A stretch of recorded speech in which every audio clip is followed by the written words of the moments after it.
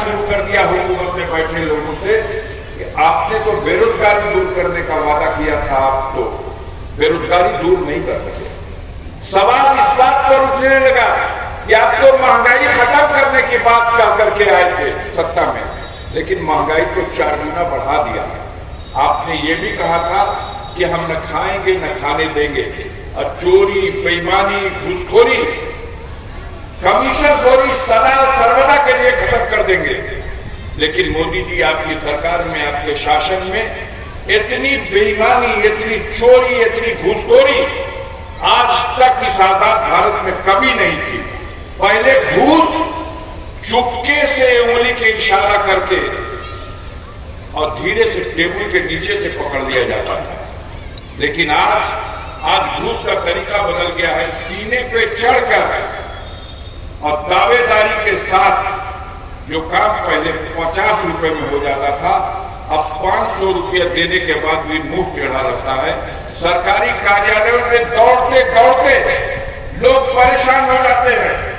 थाना दिवस, तहसील दिवस, कहीं भी गरीब की कोई फरियाद नहीं सुनते। अधिकारी पोंछ हिलाते हुए अपनी अपनी वफादारी दिखाने के लिए पीछे पीछे गए। हालांकि शर्मिंदा होना पड़ रहा उनको। मैं सैदपुर में एक गांव पर मीटिंग कर रहा था और उसी के सामने से इतना 27 गाड़ियों का काफिला गुजर रहा था। पूरी वीडियो रिकॉर्डिंग, गाड़ी धीरे करा के नजारा देखते हुए गए, क्योंकि जब आ रहे हैं तो समझ रहे हैं कि जो उनके मुशावर परस्त लोग हैं जितना झूठ बोल के चढ़ाते हैं, तो उन्होंने हो सकता है बताया होगा, कुछ उम्मीद जगाया होगा, लेकिन वो देख के जैसे आंखें फटी की फटी रह गई कि एक इंटीरियर देहात में एक किराए पर एक बिखरी हुई जमीन पर, जहां माकूल इंतजाम नहीं था, हजारों लोग मर्द औरत कड़कड़ाती हुई धूप और लू में अफसर अंसारी को सुनने के लिए खड़े हैं और मैं बोल रहा था, उनका काफिला गुजर रहा था। 1 मिनट तो उनकी निगाहें हमारे सभा की तरफ रही, दूसरी मिनट वो दूसरी तरफ बगीचा देखने लगे। बगीचा देखने लगे, सायरन की आवाजें गूंजती रही। अब गुजर जाने के बाद मैंने जनता से पूछा, बताओ जो पढ़े लिखे हो या ना पढ़े लिखे हो, हमें तो कहा जा रहा 3 गाड़ी से ज्यादा नहीं चल सकते, और ये 27 गाड़ी का काफिला और सायरन बजाते हुए, बत्ती जलाते हुए, ये कानून सम्मत है? सारी जनता थू थू करने लगी। जिस तरह से जुल्म और सितम लोगों पे बेगुनाह लोग, जिसके नाम के पीछे लीजिए कि मुख्तार गैंग का मेंबर है, उस बेचारे के उसके साथ क्या क्या सलूक कर दिया जाएगा और किया गया।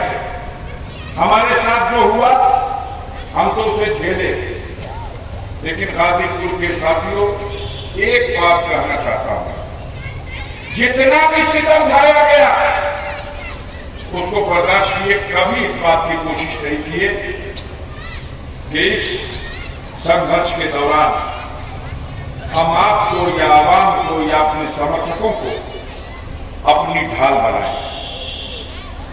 तारीख इस बात के लिए कभी हमें शर्मिंदा नहीं करेगी कि हमने आवाम को अपने बचने के लिए ढाल बनाया। बोलिए सच्चाई है कि नहीं है?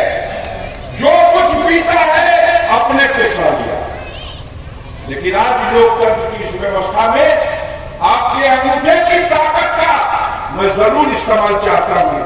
इस ताकत का ऐसा इस्तेमाल करिए कि उन जालिमों को पता चले कि बटन जो दबा है वो हक है, वो फैसला जो फैसला है आपका, वो सच्चाई के साथ, हक के साथ खड़ा है। और इस दौर में इन जालिमों के सामने कोई सोच ले कि मैं छुप जाऊंगा, मैं बच जाऊंगा, तो ये बिल्कुल नामुमकिन है। राहत इंदौरी का वो शेर याद है और उसे दोहराना चाहता हूं।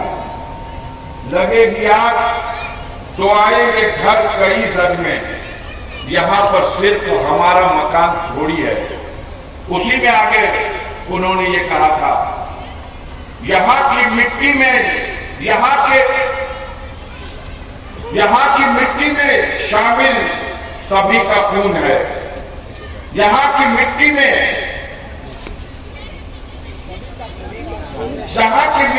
सभी का खून शामिल है। किसी के बाप का हिंदुस्तान थोड़ी है। तो आप और अब जिंदगी के नाम पर मरने का वक्त है। अपने लहू में आज संवरने का वक्त है। अब जिंदगी के नाम पे मरने का वक्त है। इंसानियत हुसैन है और ये दौर है यजीद एक और करबला से गुजरने का वक्त है। अब जरूरत इस बात की है, आज जरूरत इस बात की है कि हिम्मत करिए लोग का और इस जालिम हुकूमत का खात्मा करने में गाजीपुर से अपना एक नुमाइंदा चुन करके दिल्ली भेजने में मेरी मदद कीजिए। बहुत बहुत धन्यवाद।